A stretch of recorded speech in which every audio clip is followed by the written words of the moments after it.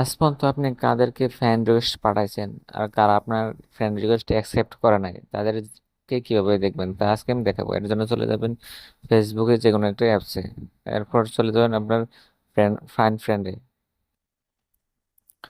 Fine ফ্রেন্ডে আসার পর দেখতে পারবেন সি অল। সি অলে ক্লিক করবেন।